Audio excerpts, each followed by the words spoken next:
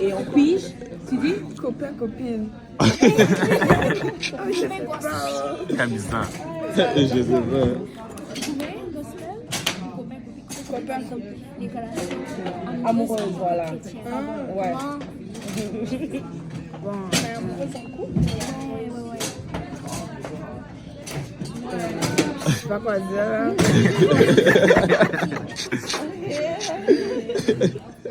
Ah là là. Je sais pas. Je dirais. Parce que quand j'étais dans le monde, je voyais vraiment toutes mes amies avoir des copains copines. Moi, j'en ai jamais eu. Donc, j'enviais ça.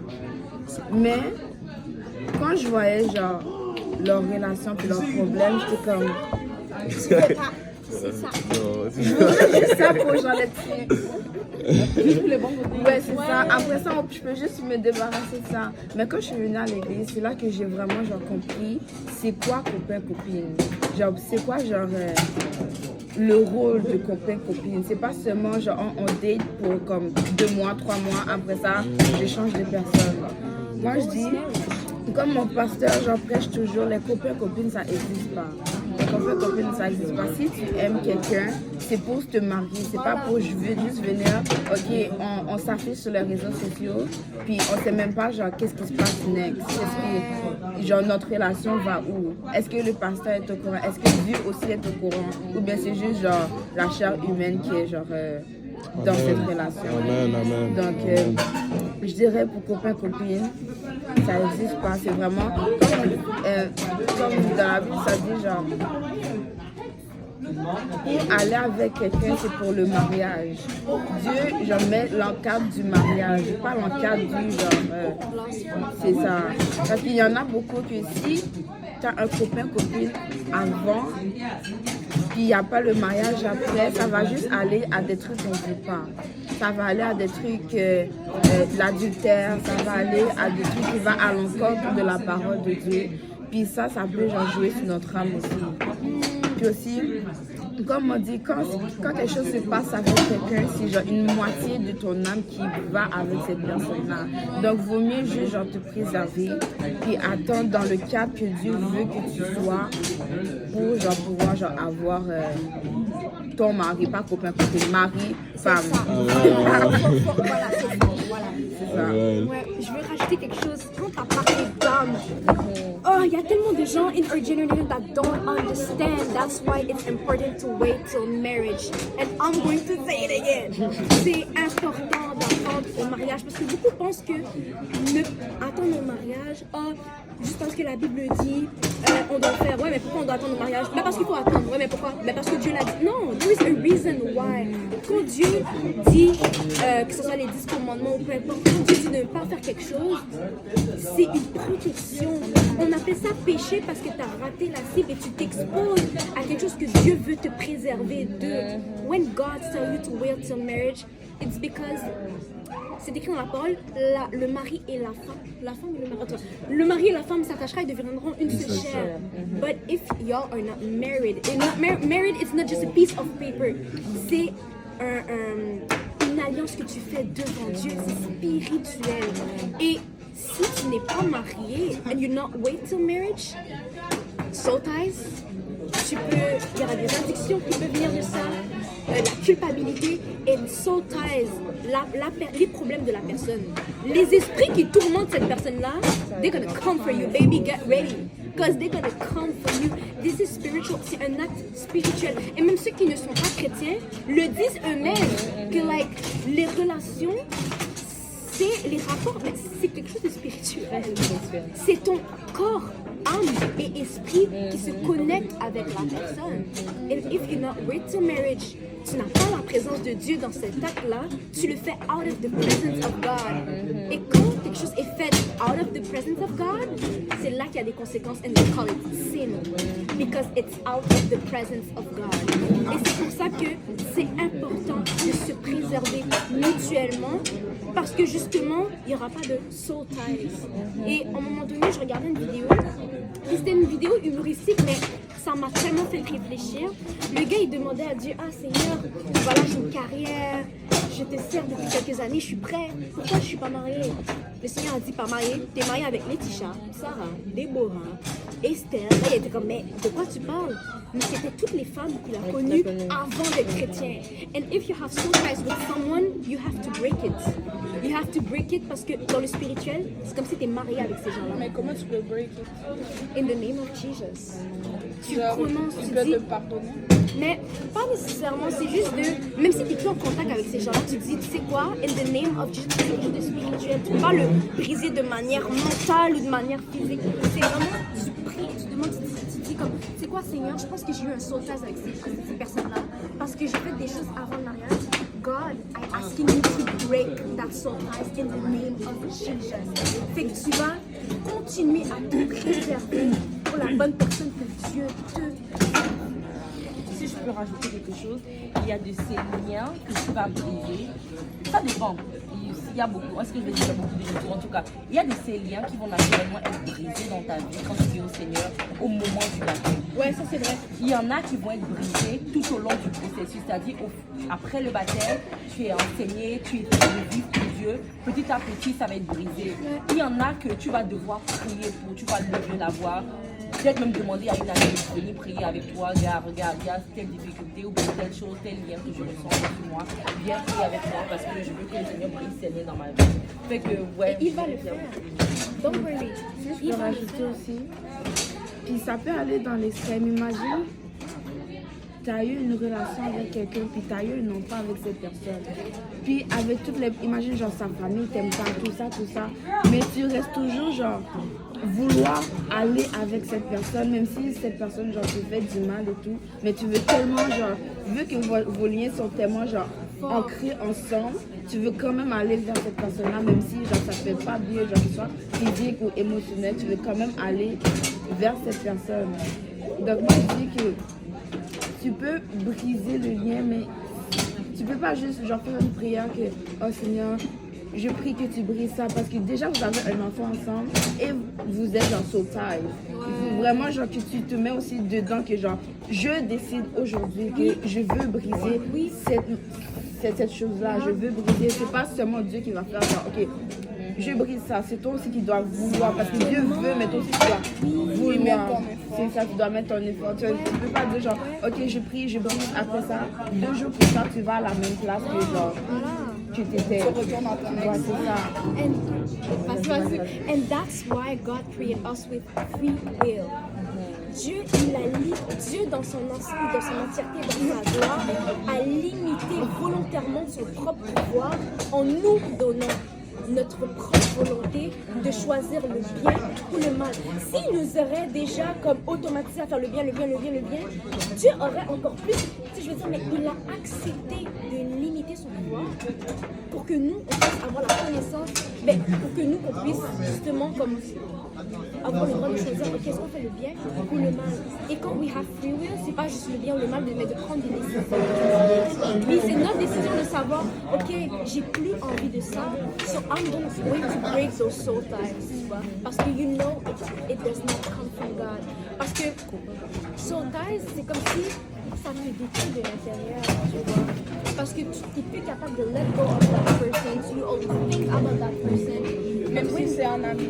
Voilà, mais quand tu le prises in the name of Jesus, c'est là que tu auras le parce que son tête est spiritual. Tu ne peux pas le régler avec une thérapie. Oui, la thérapie peut aider, c'est bien, je vous encourage à faire ça. Dieu a béni les gens, Dieu a donné l'intelligence à certaines personnes pour nous aider à justement aller mieux. La thérapie, c'est important, psychologie, c'est important. Mais c'est pas ça qui va aider à break the soul ties. C'est vraiment prendre autorité sur la situation et dire, c'est quoi?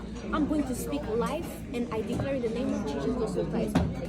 Mais quoi, tu vas même plus penser à cette personne-là. Dieu va faire le travail, tu vas voir ça tout seul. Et en même temps, c'est même pas obligé d'être extrême aussi. C'est juste genre sortir avec quelqu'un puis il n'y a rien qui se passe. Ouais. Mais, puis toi, imagine genre je suis à l'église, j'ai un copain.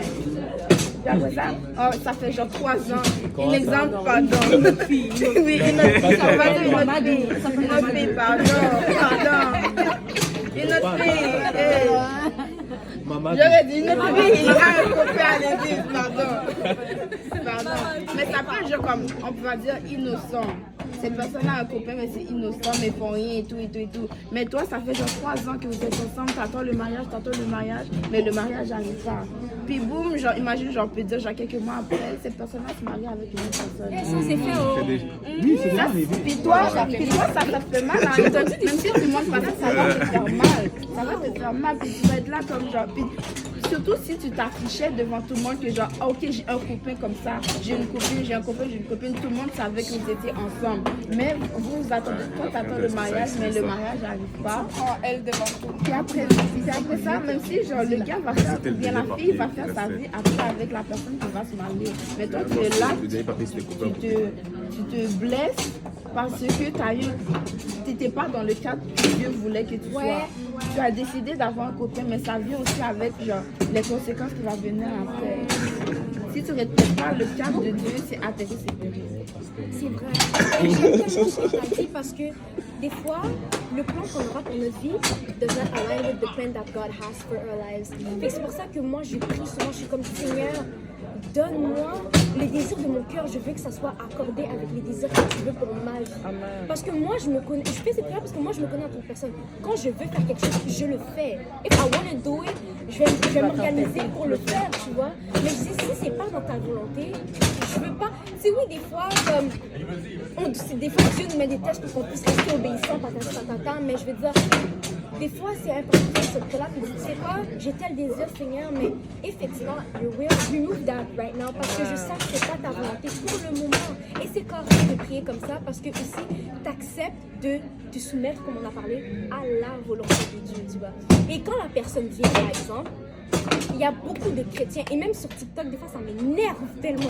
It's so annoying, parce que il y a beaucoup de chrétiens qui demandent trop pour des confirmations. Oh Seigneur, si c'est la bonne personne, fait qu'il puisse avoir une voiture rouge. À tout moment, c'est daltonien, la voiture, elle est mauve. Non, mais vraiment, il y a des gens qui demandent trop. Ils demandent trop de confirmations, but they're not asking for the same. Et des fois. C'est vrai quelqu'un ici sur la table qui a une voiture.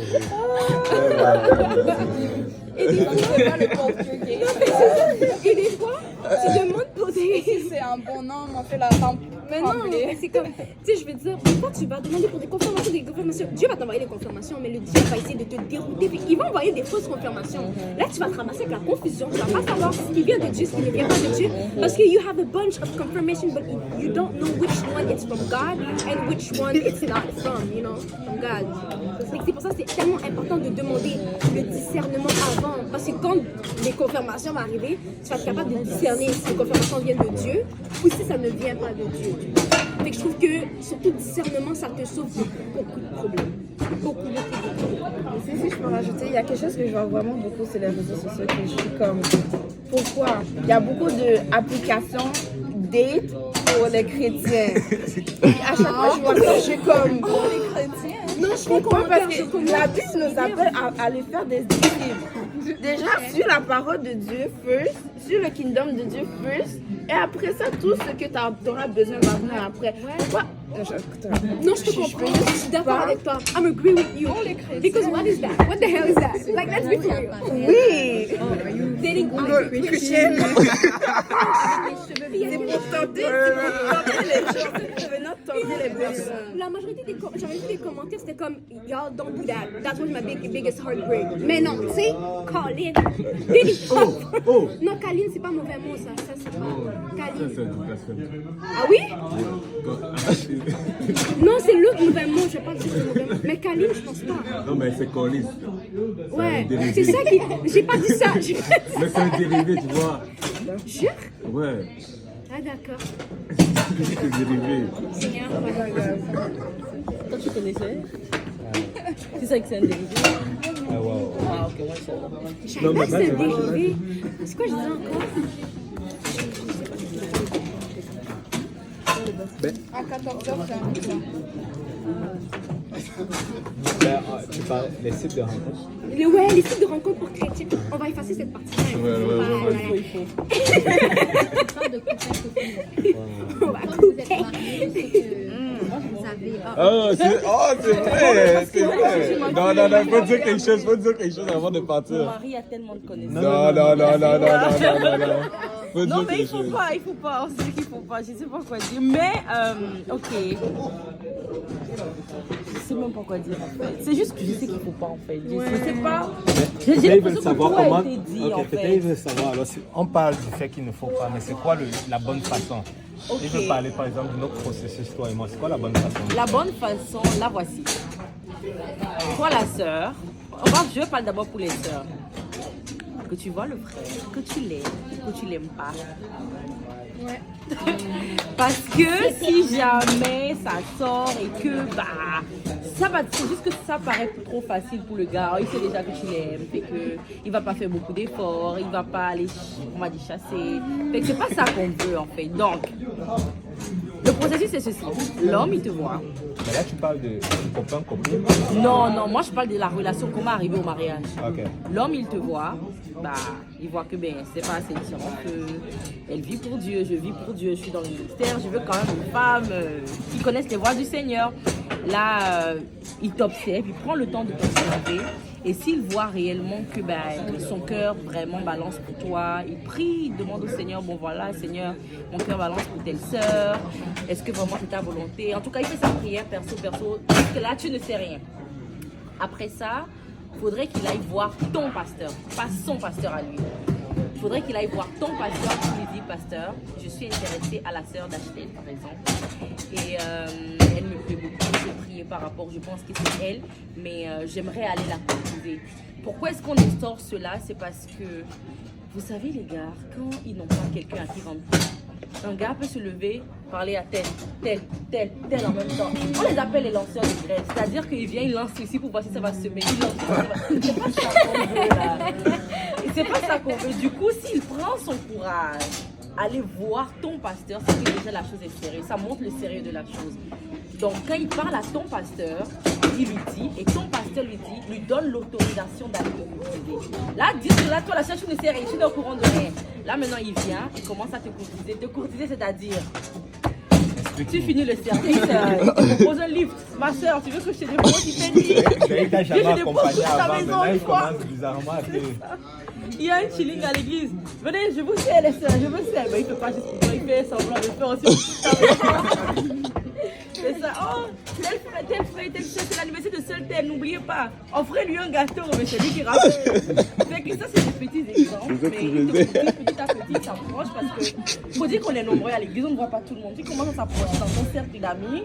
Et toi, mais tu vois que, ok, il y a un nouvel ami, il faut d'abord qu'il devienne ton ami, il faut qu'il gagne ton cœur, même s'il prêche, même s'il est un homme de Dieu, faut qu'il fasse quelque chose là. Et donc, quand il touche ton cœur, bon, toi, mais tu commences à le remarquer, tu l'observes, parce qu'il a pris le temps de t'observer. Il ne faut pas oublier ça. Il faut que nous aussi, on prenne le temps de les observer. Donc, dès qu'il vient comme ça, oh ma soeur, comme tu vois là, regarde, j'ai des sentiments pour toi, nana, j'ai prié, j'ai parlé au pasteur. Il faut que dans son discours, il y ait tout ça là qui a déjà été fait. Il a déjà prié, il a parlé au pasteur, il sait que c'est toi. Là, maintenant, tu dis merci, je vais l'avoir.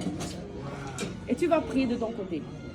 C'est important de ne pas dire oui ou non tout de suite, même si tu avais déjà des sentiments pour la personne, parce que quand tu dis oui tout de suite, honnêtement, c'est juste trop facile pour lui. Ouais. Et toi aussi, il faut que tu l'observes, il faut que tu vois ses réactions, comment il se comporte avec ses frères et ses sœurs, comment il se comporte avec sa mère, parce que c'est avec eux qu'il vit tous les jours. Ses réactions avec les autres frères et sœurs, c'est bien, mais c'est pas vraiment ça que tu veux. Tu veux voir ses réactions avec les gens avec qui il vit. C'est ça qui montre qui est-ce qu'il est réellement. Donc après l'avoir observé, s'il a rempli toutes les cases, toi de ton côté, tu as parlé au pasteur et tout, bon. Là, c'est un peu plus officiel. Le pasteur sait que tel frère parle à telle sœur commence à lui parler. Après ça, je ne sais pas, vous parlez 3 mois ensemble comme ça, je ne sais pas, maximum 6 mois, moi je vous dis. Ensuite, vous vous asseyez avec le pasteur. Donc, quand vous asseyez forcément, l'homme, il va peut-être dire au pasteur que j'aimerais la demander en mariage. Est-ce que tu me donnes des conseils, etc. Et bon, il fait la demande. Après la demande en mariage, vous faites encore un bon 6 mois de fiançailles. Après le mariage, 1 an. C'est 1 an, c'est parlé, c'est bon. Oui. Et là, il y a quelque chose qui est... Donc, quand il arrive pour te dire que, voilà, ma soeur, j'ai des sentiments pour toi, voilà. Puis toi, tu dis seulement, ok, merci de me l'avoir dit, et tu pars. Ou bien il y a genre comme... Ah, ok. C'est quoi la question? Mais ça dépend de chacun. Et moi, qu'il m'a dit, j'ai dit, ok, j'ai compris. Je suis partie. Je sais même pas quoi dire. Mais est-ce que toi aussi, tu dois pas aller, genre, dès que Moi, tu j'avais sais dit à mon pasteur. C'est ça, dès Parce que que je tu l'ai sais, vu tu vas le venir. voir. Ok. Parce que quand tu vas, on sommes des femmes, mais je sais pas, il y en a qui voient venir. Moi, j'ai vu le frère Pierre venir. J'ai vu commencer à avoir des activités. Tu vois, tu le vois venir. Donc, moi, j'ai eu le temps de parler à mon pasteur avant qu'il ait l'occasion de me parler officiellement. Et quand j'ai parlé à mon pasteur, ben, il savait. Et après, quand lui m'a parlé, j'ai seulement dit, ok, j'ai entendu. Ouais, mais tu m'as dit. J'avais pas une réponse, mais je lui avais demandé, est-ce que tu as parlé au pasteur? Et il me disait oui, parce que lui, il avait parlé à son pasteur, mais pas à mon pasteur. Fait que je lui ai envoyé parler à mon pasteur, mais j'avais pas de réponse à lui donner, oui ou non, en fait, c'est pas ça. Mais c'est ça. Moi, j'ai une question. C'était un peu... On met toujours le cas que c'est un frère qui va à la sœur, mais si les deux sont déjà amis, après se rendent compte qu'ils ont des sentiments l'un pour l'autre, Oui, comment mais ça se passe? Non, mais par exemple, ils discutent ensemble de temps en temps. En fait, il n'y avait rien au début, mais au fil du moment qu'ils discutent ensemble, ils se rendent compte eux deux, ils ont des sentiments l'un pour l'autre. Qu'est-ce qu'ils font alors? Mais ils se rendent compte, mais c'est pas parce qu'ils se rendent compte qu'ils doivent se le dire. Mais moi Lui, aussi, il peut le dire, mais elle ne doit pas le dire. Et toi, regardez. Mais lui, ça se voit en fait. Elle le dit pas, mais il le voit en Lui, fait. il a qu'à se montrer, mais elle va jamais le Elle aussi, lâcher. Elle va elle le voit. jamais dire. Mais en fait, Mais- eux deux, Mais ils moi aussi, savent. ma question, c'est qu'est-ce qu'ils font à discuter souvent ensemble jusqu'à ce que. Mais chérie, tu sais que le ministère approche. Ouais. Si vous êtes impliqués dans la même chose, vous êtes appelés peut-être à beaucoup parler, beaucoup rire ensemble, donc ça rapproche quand même. Mais dès le moment où l'homme sait que c'est la bonne personne, il doit aller parler au pasteur de la fille. Mais la fille ne doit jamais rien lâcher, même s'il y a tous les Mais la symptômes que fille l'homme ne voit, doit il doit jamais rendre ça. jamais. Elle ne doit pas rendre facile. Et c'est Jamais. vrai. Parce que très souvent, la fille, elle va avoir tendance à vouloir le montrer. Ouais. Tendance à vouloir faire un peu des plats spéciaux pour lui. Oh, c'est ça. Non, elle ne doit jamais. Avoir des montrer. attentions. C'est pas. Parce qu'on est Elle comme doit ça. rendre ça à Dieu. Elle doit donner du challenge à l'homme parce que l'homme qui a des choses facilement ne va pas accorder beaucoup de valeur à cela. Et il faut réaliser que vous êtes précieuse aux yeux de Dieu. Vous avez la valeur. Et il doit réaliser que ça lui coûte quelque chose. Il doit vraiment travailler. Il doit vraiment travailler. Et le pasteur Lionel, il allait rendre. Il a travaillé. Nous avons travaillé. Il faut jamais rendre ça facile. Parce que quand tu rends facile, dans la tête de l'homme, c'est s'il a eu ça facilement, peut-être qu'une autre personne peut venir derrière lui et il va l'avoir aussi facilement. Et il risque de ne pas te traiter à ta juste valeur. Ça doit être difficile. Et en revenant copain-copine, franchement, je ne suis pas sûr que c'est pas quelque chose de sage. C'est vraiment pas quelque chose de sage. La Bible dit qu'il y a un temps pour toute chose sur le soleil. Et depuis que, on te dit en fait, que quand Noé est sorti de l'arche, on va le voir, il a commencé à avoir des saisons. La saison d'hiver, la saison d'été, et ainsi de suite, et ainsi de suite. Et c'est important de connaître dans quelle saison nous sommes. Parce que si tu ne connais pas dans quelle saison tu es, tu risques de venir comme moi ici, je suis venu au Canada, je n'avais pas de manteau. Et je suis sorti, oups, ça m'a vraiment surpris. Mais le truc c'est que présentement c'est une saison un peu délicate parce que vous êtes au cégep et c'est un peu comme la dernière ligne avant d'aller dans une autre étape de votre vie. Un peu comme le mariage. Et c'est un temps vraiment où il faut maximiser dans votre relation avec Dieu, maximiser dans vos études. Il faut le terminer. Je vous donne un exemple. Ma femme, présentement, elle étudie parce que elle avait des problèmes de papier. Elle n'a pas pu étudier. Mais maintenant, c'est très difficile pour elle avec les études, avec le travail. Elle ne travaille pas, mais elle étudie. Avec les enfants, avec la maison et avec moi qui suis aussi un gros bébé à la maison. C'est pas facile pour elle de trouver du temps pour étudier. Parce que la saison qu'elle avait est passée pour étudier. Et c'est pas de sa faute non plus. Mais la saison, en fait, est passée. Et présentement, c'est un temps où... C'est une saison où il faut se concentrer sur les études. Parce que si vous manquez cette saison, vous risquez de le regretter. Vous risquez de le regretter. Et c'est important d'avoir au moins, moi je dirais de terminer votre DEC. D'avoir au moins le diplôme, quoi. Et l'autre chose aussi, c'est que présentement, dans cette saison, on ne se rend pas compte. Souvent, j'entends des étudiants, des jeunes dire « Ah non, je n'ai pas le temps. » Écoute, présentement, là, tu vas réaliser que tu as plus de temps que tu ne le réalises. Parce qu'une fois que tu embarques dans le processus du mariage, et après ça vient les enfants, et après ça, là, tu vas réaliser que tu n'as vraiment plus le temps. Donc, si tu n'as pas bâti comme la fourmi. La Bible dit que elle prépare en été sa nourriture. Si tu n'as pas pris le temps de bâtir ta relation avec Dieu, tu n'as pas pris le temps d'être consistant dans la prière, d'avoir une relation, une vie de prière, un temps de lecture de la parole, c'est pas quand tu vas te marier que subitement, au concret, tu risques moins prier. Tu vas moins prier, tu vas moins lire la parole. Le mariage, en fait, ça a une faculté de t'éloigner de Dieu comme ça peut te rapprocher de Dieu. Donc, c'est le temps vraiment d'être consistant dans sa relation avec le Seigneur. Et moi, je dirais que souvent, pour ce moment, c'est le temps de vraiment se concentrer sur ses études et sur sa relation. Mais maintenant, on est honnête, ouais. C'est les trucs de cœur, c'est pas nous qui contrôlons. On peut voir un frère à l'église qui nous plaît, qui montre nos intentions et qui montre ses intentions, je veux dire. Mais encore là, il faut aller voir le Seigneur. Lui dire, Seigneur, bon voilà, le frère, il me plaît et tout, mais je prie que tu préserves mon cœur et que tu me montres quand ça sera le bon moment pour qu'on puisse aller de l'avant. C'est ça. Embarquer dans un truc de copain-copine, le piège avec cela, c'est que très rapidement, quand on a encore trop de temps devant nous avant de nous marier, pour moi, je trouve que 3 années, c'est beaucoup. Si tu as 3 années avant de te marier, embarquer dans cette relation déjà, c'est pas sage.